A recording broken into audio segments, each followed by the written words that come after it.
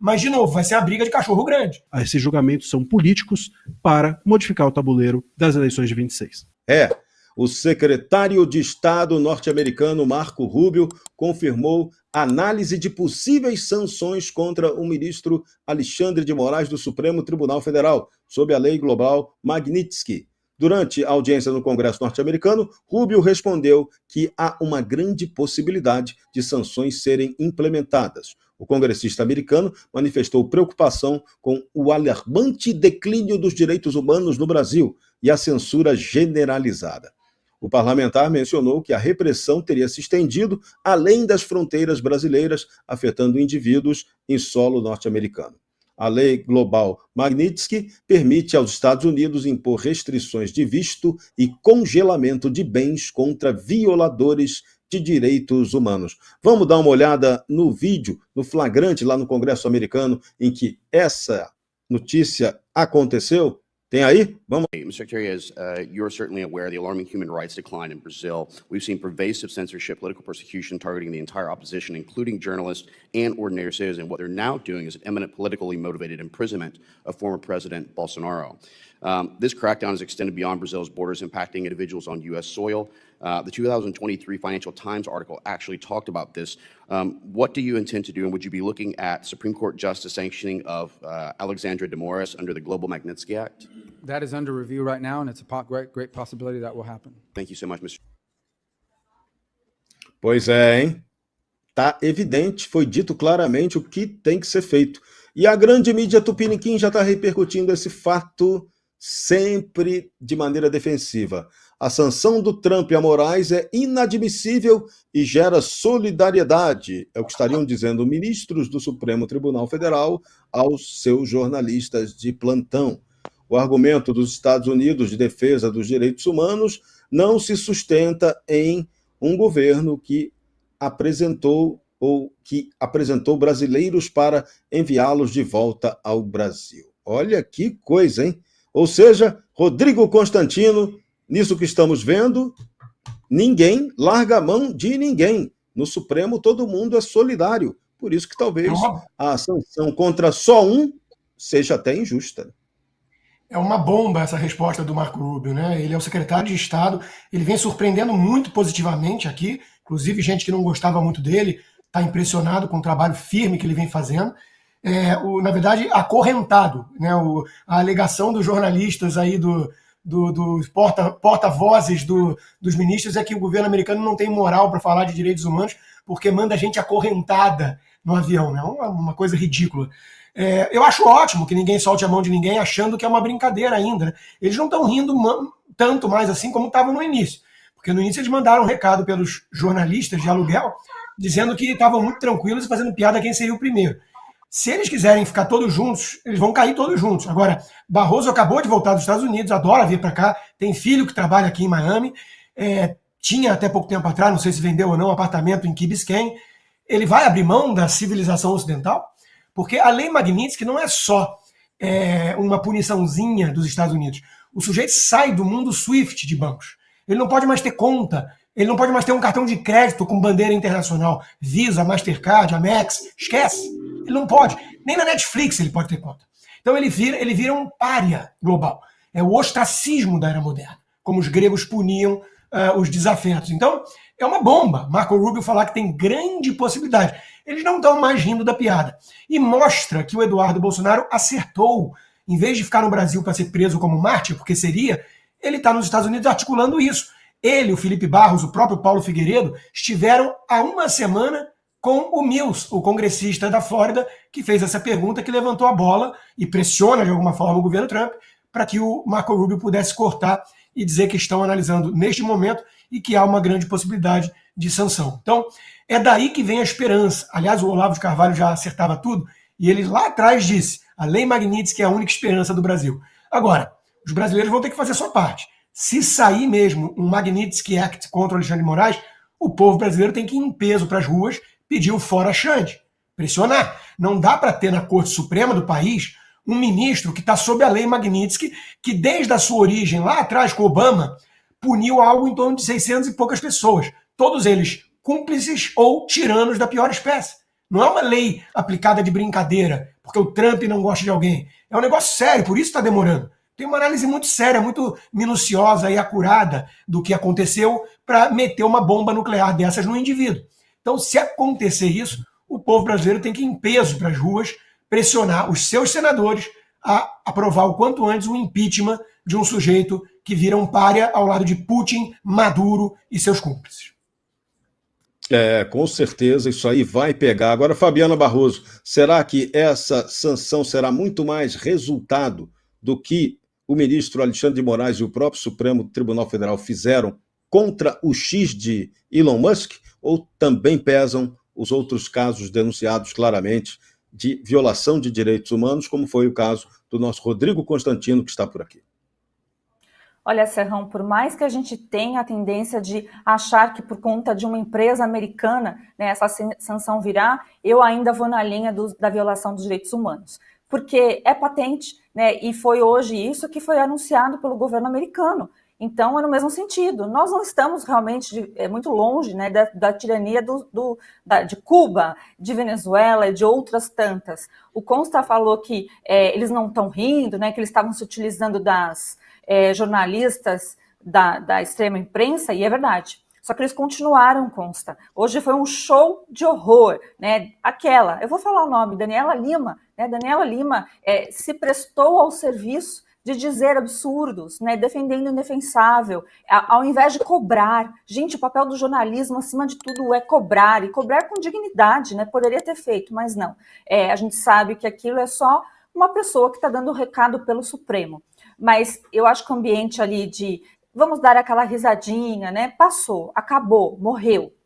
O que nós estamos até acompanhando, embora não possamos ver, né, o julgamento secreto do Supremo, nós estamos acompanhando e me causa até espanto, briga entre eles, né? Hoje a gente vai falar mais para frente, mas para dar um resumo para você ver que vale a pena colocar no Braddock e colocar nos grupos por aí. A gente vai falar sobre isso. Dino chamou Carmen Lúcia de velha, né? Isso é o mais ameno, mas eles estão brigando entre eles. Isso significa que o castelo está começando a ruir. E consta, creio eu, que se precisar, se isso acontecer e vier uma sanção ao ministro Alexandre de Moraes, não precisará as pessoas ir às ruas. Tenho certeza que a resposta política virá, porque todo mundo vai querer sair correndo e dizer que o filho não é dele. Vai ser gostoso de assistir. Tomara que isso aconteça. No Braddock Show, Carlo Cauti, qual pode ser a repercussão econômica assim que essa decisão americana for formalizada contra um ministro da Suprema Corte brasileira? Qual é o impacto que você pode já enxergar para a economia brasileira?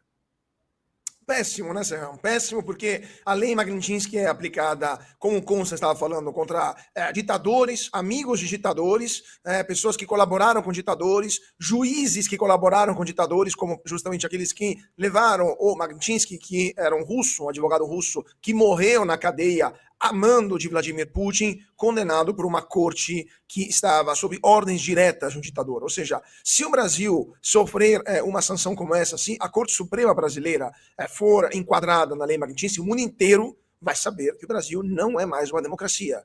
E imagina só um fundo de investimento dos Estados Unidos, do Reino Unido, da Suíça, de Singapura, né, o Fundo Soberano dos Emirados Árabes, que deve investir e que tem no seu estatuto, no seu escopo, investimento em democracia, em locais onde há uma certeza do direito, não vai investir no Brasil. Então, o impacto será imediato. Teremos também problemas com a rolar da dívida pública brasileira. Lembrando também que no Brasil, mais da metade da movimentação diária do Ibovespa é de gringos. Então, se os gringos começarem a sair do Brasil, o negócio aqui começa a desmoronar. O real começa a desvalorizar, a inflação começa a subir, o bicho começa a pegar de verdade. Agora, eu tenho algumas dúvidas, pegando aquilo que você estava falando, eu também espero, torço e rezo que, caso isso aconteça, o povo vá na rua manifestar para pedir a saída do Moraes e dos outros também, não é só o Moraes, são todos aqueles que votaram junto com ele, até o oficial de justiça que se prestou, né, delegados da Polícia Federal, todos aqueles que aceitaram cumprir ordens manifestamente ilegais vão sofrer sanções. Agora, a minha dúvida Consta, se isso, primeiro, se vai ser suficiente, né? Porque, obviamente, os caras vão se blindar um com o outro lá em Brasília. E ponto número 2, se na verdade uma aplicação da lei Magnitsky vai provocar um efeito oposto, ou seja, um surto de um nacionalismo de terceira categoria que possa até criar uma aura de heroísmo, né? Pelo menos por parte da turma da esquerda, com esses juízes, com esse ministro do Supremo. Então, eu espero que o povo vá na rua, que invada a Paulista, que peça saída, que pressione os senadores, mas tenho minhas dúvidas que eles vão usar tudo isso para dizer, olha como somos heróis contra o imperialismo yankee que vem influenciar a nossa dialética política. Só falta essa, né, Bruno Alemã? Porque até agora nem o Itamaraty, nem o Supremo Tribunal Federal se manifestaram oficialmente sobre esse risco de aplicação da lei Magnitsky contra o ministro Alexandre de Moraes, né? E, a princípio, eu acredito que também tampouco irão se manifestar, né? O que eu costumo dizer é que o Foro de São Paulo ele trabalha proativamente para a revolução e todo o continente. Se a gente quer saber como que vai estar o Brasil, se a gente não frear essa onda bolivariana, basta observar como está a Venezuela. Lá, como muito bem o Carlos Cauti falou, os investidores já bateram o pé, já foram embora e largaram o país. O que sobrou da Venezuela? Absolutamente nada. Um país que você não consegue usar sequer as petroleiras para extrair petróleo. Quer dizer, para refinar petróleo. Tem que refinar petróleo em Curaçao. A grande questão, na verdade, que envolve é o seguinte: quanto tempo o Brasil vai aguentar se manter dentro de um bloco de países que hoje são párias? A gente tem que lembrar uma coisa. Essa colocação do Brasil, do Alexandre de Moraes, nessa lei que visa punir pessoas ligadas a grupos terroristas, ditatoriais e por aí vai, é uma ponta de um iceberg que liga o Brasil ao Irã, que liga o Brasil à China, que liga o Brasil às piores ditaduras do continente. Então, o ponto que eu chego, o ponto que eu falo em relação a isso é até onde o Brasil e a economia brasileira vai aguentar. E será que vamos sucumbir, tal qual aconteceu com a Venezuela? É a pergunta retórica que eu deixo. Rodrigo Serrão, Constantino já vai responder.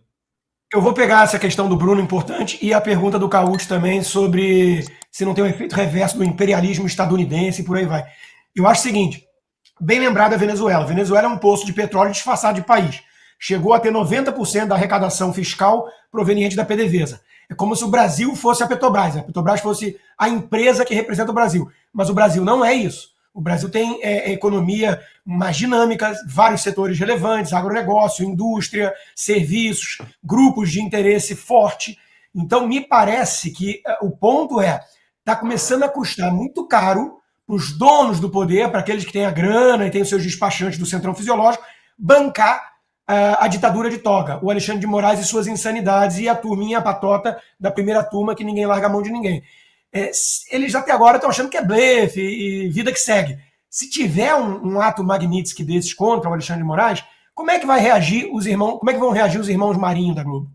Como é que a turma da Fiesp vai achar isso? Vai achar legal? Então, me parece que no Brasil, por não estarmos num estágio tão avançado de ditadura como a Venezuela, por termos uma economia mais dinâmica e pulverizada entre setores relevantes, e grupos de interesse muito poderosos que têm seus despachantes no centrão, eu acho que há como o sistema reagir e tentar expelir de alguma forma o Alexandre.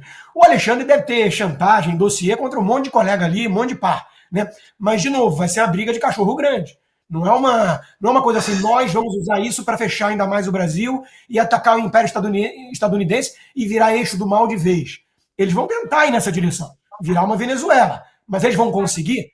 Essa é a questão que fica no ar. O STF transforma réus militares acusados de golpe com base em provas questionáveis. A primeira turma do Supremo aceitou denúncia contra 10 acusados de integrarem o núcleo 3 do chamado Plano de Golpe de Estado. Moraes rejeitou acusações contra 2 militares por falta de provas suficientes. Os réus incluem coronéis, tenentes-coronéis do Exército e um agente da Polícia Federal, todos acusados de executar ações táticas. Moraes citou um suposto monitoramento de sua residência pelos acusados.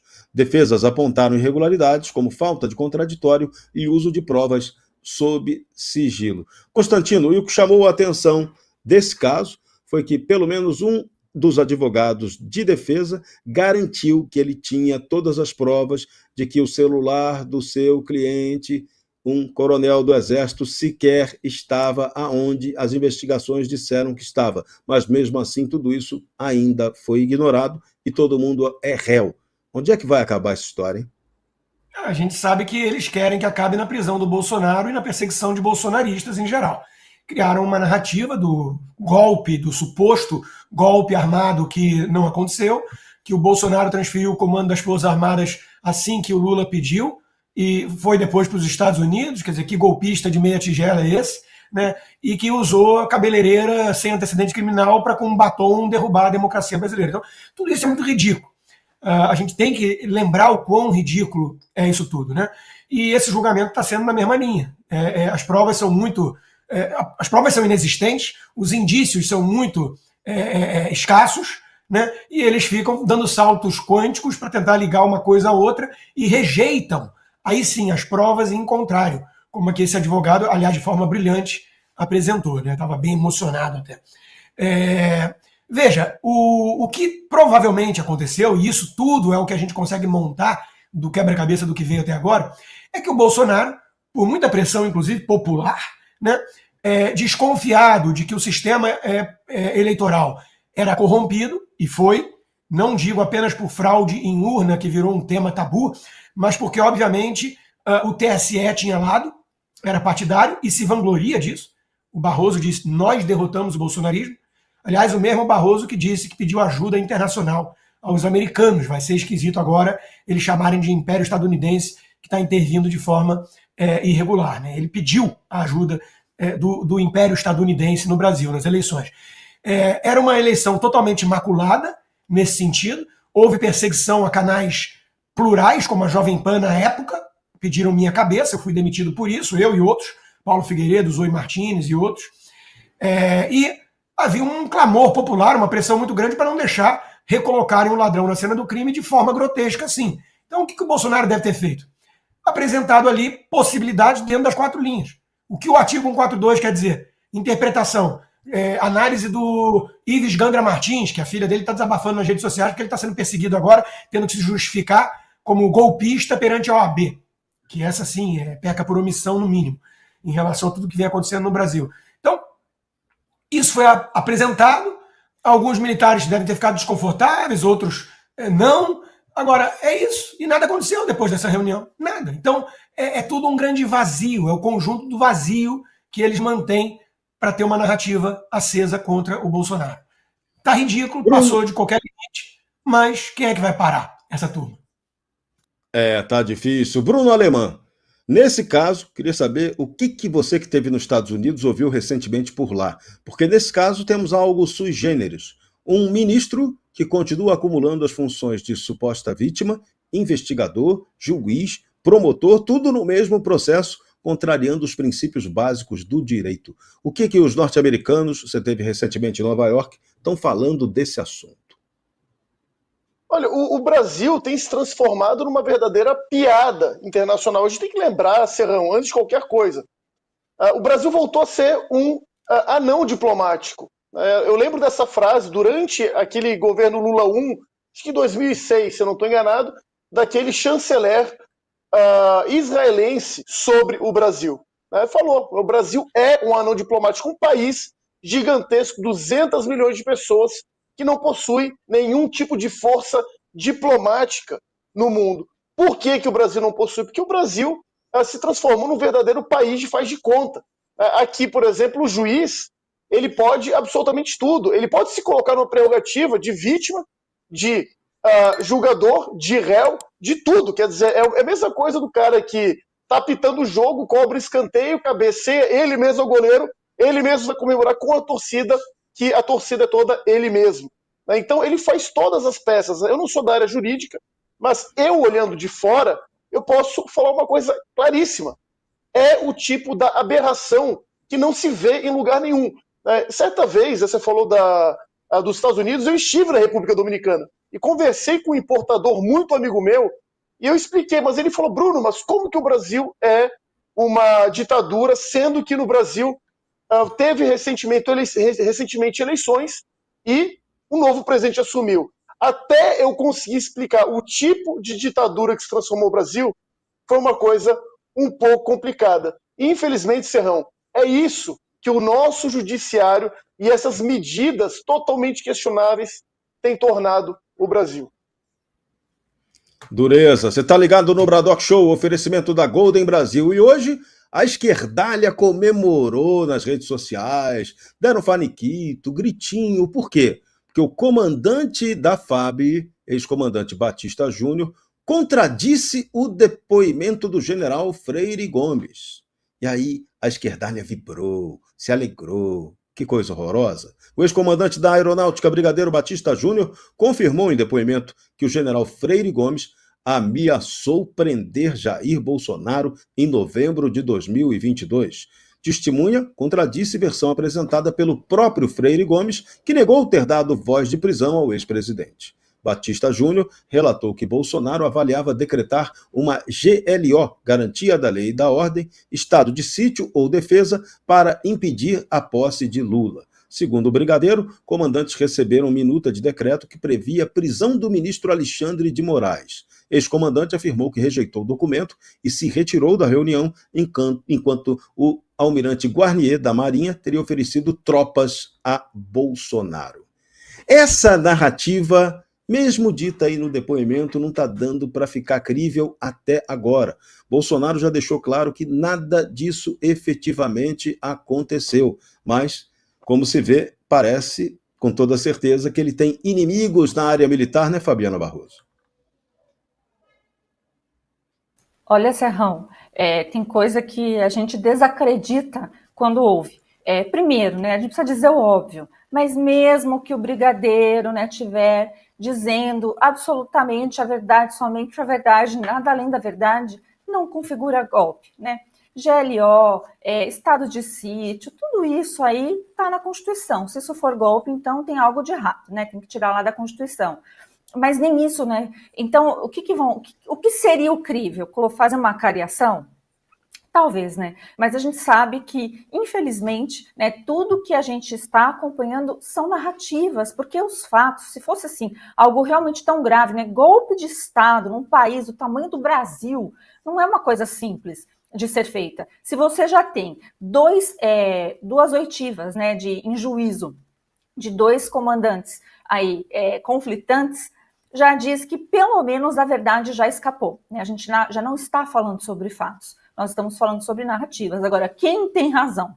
Nós aqui sabemos, a população também sabe, povão sabe, tá caindo assim como se fosse um castelo. Eu já falei que não é castelo de areia porque nem isso foi, né? Mas está caindo, está ruindo.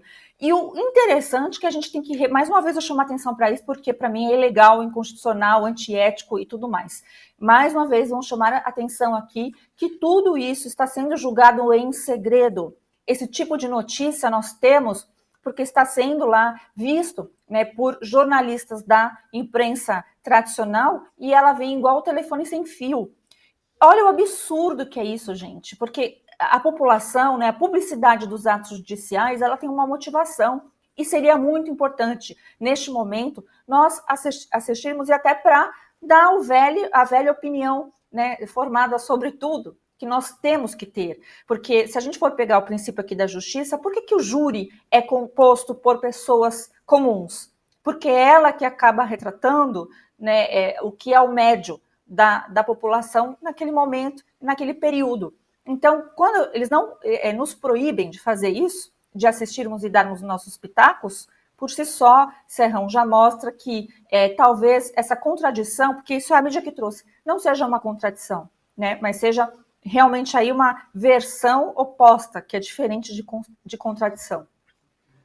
Carlo Caucci, o brigadeiro Batista Júnior, da FAB, reclamou que está sendo chamado de melancia, traidor da pátria, reclamou também do general Braga Neto, a quem ele atribuiu todas as pressões que ele recebeu pelas decisões que não tomou. Esse tipo de narrativa que vaza para a imprensa amiga, que benefício isso traz para a institucionalidade do Brasil? Zero, né? Menos 13, Serrão, usando o seu jargão, porque, primeiro, as Forças Armadas, que eram a instituição até poucos meses atrás, com a melhor reputação de todo o Brasil, estão perdendo progressivamente esse papel, estão perdendo progressivamente esse carinho também que os brasileiros tinham em relação ao Exército, à Marinha e à Aeronáutica. Quando, em 2022, aquela eleição deu o resultado que deu, né, os brasileiros não aceitaram esse desfecho e foram para onde? Para a frente dos quartéis, porque foram em frente a instituições que eles admiram, que eles consideram como a mão amiga, como a última esperança, ou melhor, consideravam como a última esperança para o Brasil. Essa pantomima que estamos vendo no Supremo Tribunal Federal, né, e também o jeito em que os militares estão se comportando, acusando um ao outro, desmentindo, depois voltando para trás, etc., não faz nada bem para a instituição como um todo e também acaba desmoralizando todo o aparelho, todo o Estado brasileiro, né, como entidade política organizada. Então, é um péssimo momento para as instituições como um todo. O Supremo Tribunal Federal, de novo, está atuando de forma ilegal em um processo que não deveria acontecer dessa forma, que está viciado de inúmeros pontos, falamos aqui disso muitas vezes, a Fabi também trouxe isso. Então, é um processo que sequer deveria existir, né? Não se entende muito bem o que eles querem nas Forças Armadas. Querem confissões forçadas, querem delações como a la Mauro Cid. Você coloca uma pessoa presa por meses sem sequer saber o porquê e depois impõe que ela fale alguma coisa. Então, os militares que também estão tentando se salvar do ponto de vista da pessoa física não estão dando um grande exemplo de continência, vamos dizer assim, perante a gravidade da situação.